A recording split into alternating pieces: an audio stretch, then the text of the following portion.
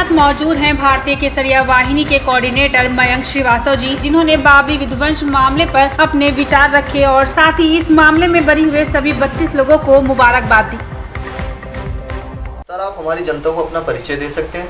नमस्कार मित्रों, कैसे हैं आप सब। आशा करता हूं कि आप सब बहुत स्वस्थ होंगे, प्रसन्न होंगे। मैं मयंक श्रीवास्तव, भारतीय केसरिया वाहिनी का राष्ट्रीय कोऑर्डिनेटर, आप सभी केकेडी न्यूज़ के व्यूअर्स को मेरा नमस्कार, इस्तकबाल।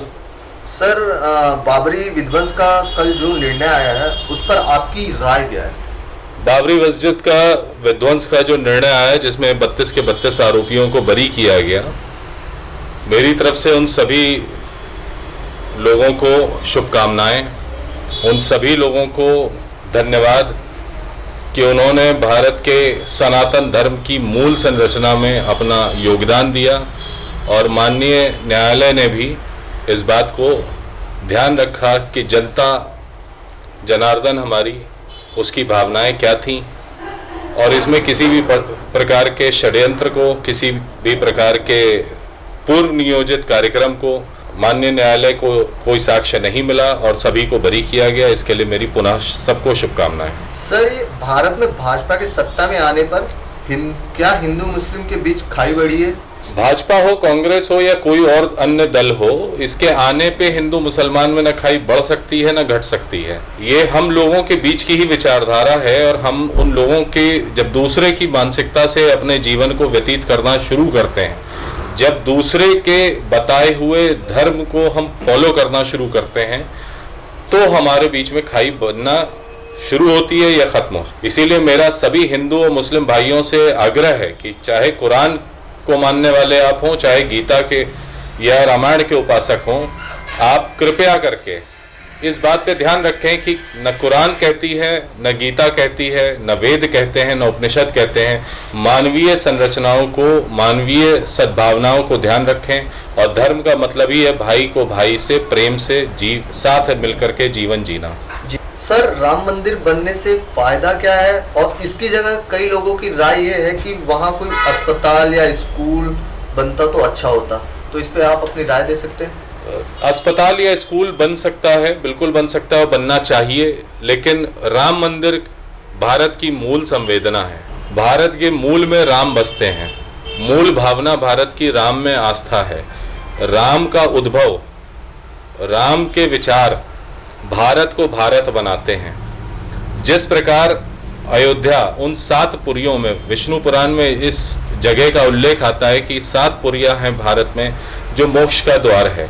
राम मर्यादा पुरुषोत्तम थे और हमारा संविधान भी कहता है कि हमें मर्यादित जीवन, मर्यादित आचरण देना चाहिए।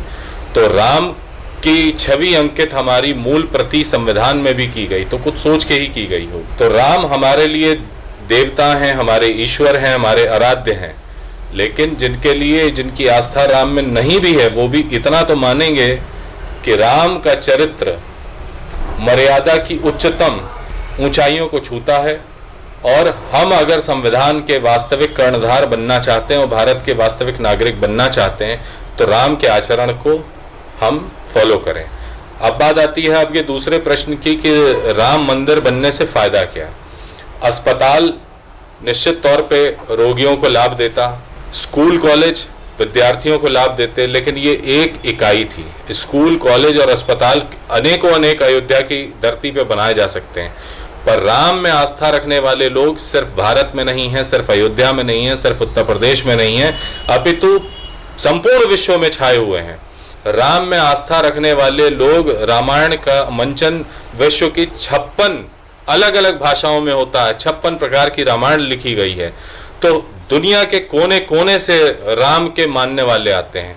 विश्व का सबसे बड़ा मुस्लिम देश, मुस्लिम जनादेश को मानने वाला देश इंडोनेशिया, वहां भी रामायण का मंचन होता है, हर वर्ष होता है। उस रामायण के मंचन को मुसलमान भाई ही लिखते हैं, मुसलमान भाई ही डायरेक्ट करते हैं, मुसलमान भाई ही उसके विभिन्न चरित्रों का मंचन करते हैं और अपनी आस्था राम में व्यक्त करते हैं। तो ये हमारी सोच, ये हमारी संकीर्णता की विचारधारा है कि हम हिंदू मुस्लिम में फंस करके राम जैसे अतुलित चरित्र को, अतुलित मर्यादित चरित्र को नजरअंदाज करते हैं। राम के चरित्र के 5% भी आज यदि हम मर्यादित हो जाएं तो कोर्ट कचहरी पुलिस थाना क्राइम इस पे ताले लगने की शुरुआत हो जाएगी। जय श्री राम। लखनऊ से कैमरा पर्सन सनी सिंह के साथ केकेडी न्यूज संवाददाता विक्की सिंह की रिपोर्ट।